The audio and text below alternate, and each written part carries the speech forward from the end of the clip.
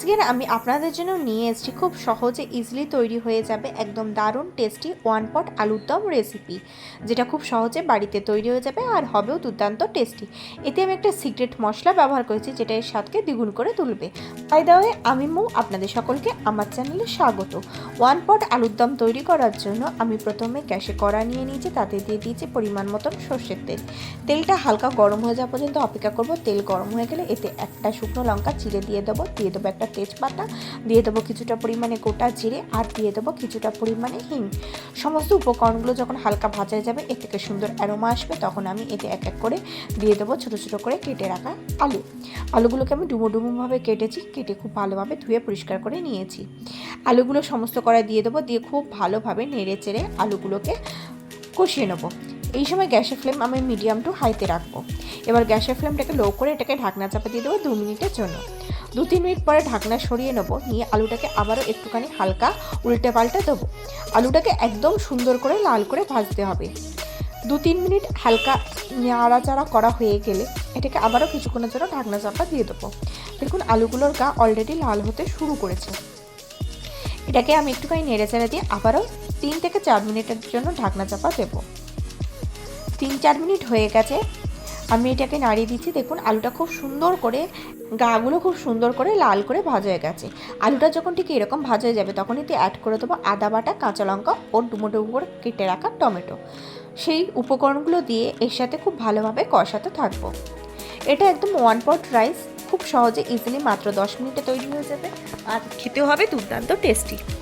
মশলাগুলো দিয়ে খুব সুন্দরভাবে কষিয়ে নিয়েছি। এবার দিয়ে দিচ্ছি কিছুটা পরিমাণে কাঁচা মটরশুঁটিটাকে আপনারা কীভাবে প্রিজার্ভ করে রাখবেন তার রেসিপিও আমার চ্যানেলে রয়েছে, আপনার চ্যানেলে সেগুলোও দেখতে পারেন। দেখুন মটরশুঁটি দিয়ে এর সাথে খুব ভালোভাবে কষিয়ে নিয়েছি। এবার দিয়ে দিচ্ছি স্বাদ অনুসারে নুন। এবার আমি এক এক করে দিয়ে দেবো লঙ্কা গুঁড়ো, হলুদ গুঁড়ো, আর দিয়ে দেবো সামান্য একটুখানি জিরে গুঁড়ো দিয়ে সমস্ত মশলাগুলোকে এর সাথে খুব ভালোভাবে কষিয়ে নেব। অলমোস্ট 2-3 মিনিট এটাকে খুব ভালোভাবে আলুর সাথে কষাতে থাকবো।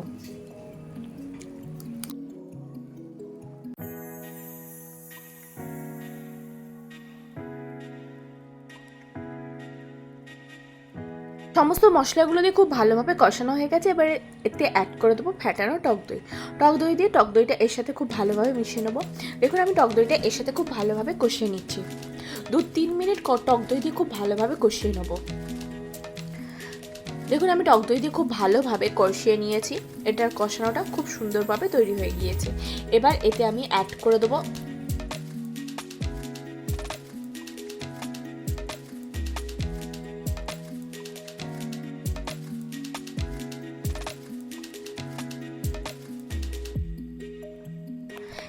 দেখুন আমি খুব ভালোভাবে কষিয়ে নিয়েছি। এবার আমি একটা বাটিতে জল ফুটিয়ে রেখেছিলাম, সেই ফোটানো জলটাই আমি এতে অ্যাড করে দিলাম। এই সময় গ্যাসের ফ্লেমটাকে আমি হাই করে দিয়েছি। যেহেতু আলু আগে থেকে সিদ্ধ নয়, আলু সিদ্ধ হবে, সেই অনুপাতে আপনারা জলটা খেয়াল করে দেবেন। আমি পরিমাণ মতন জল দিয়ে দিয়েছি, গ্রেভিটা ফুটে গেছে। এবার গ্যাসের ফ্লেম লো করে এটাকে ঢাকনা চাপা দিয়ে দেবো 8 থেকে 9 মিনিটের জন্য। 8-9 মিনিট পরে হয়ে গিয়েছে। আমি দেখুন আলুগুলো খুব সুন্দরভাবে সিদ্ধ হয়ে গিয়েছে। এটাকে আমি আর 2 মিনিট মতন ঢাকনা চাপা দিয়ে রাখবো। 2 মিনিট হয়ে গিয়েছে, ঢাকনা সরিয়ে নিচ্ছি। আমাদের গ্রেভিটা একদম পুরোপুরিভাবে রেডি হয়ে গিয়েছে। আমি আলু একটা কেটে দেখাচ্ছি, দেখুন কত সুন্দর সিদ্ধ হয়ে গিয়েছে। এবার আমি গ্যাসের ফ্লেমটাকে মিডিয়াম টু হাইতে দেবো, সামান্য পরিমাণে চিনি দিয়ে দেবো, আর দিয়ে দেবো ভাজা মশলা। এই ভাজা মশলার রেসিপি আমার চ্যানেলে রয়েছে, আপনার চ্যানেলে সেই ভিডিওটাও দেখতে পারেন। এবার মশলা দিয়ে মশলাটাকে এর সাথে খুব ভালোভাবে কষিয়ে নেবো। এবার গ্যাসের ফ্লেম অফ করে এটাকে 2 মিনিট ঢাকনা চাপা দিয়ে স্ট্যান্ডিং টাইমে রেখে দেবো। তারপর এটাকে গরম গরম পরিবেশন করে দেবো।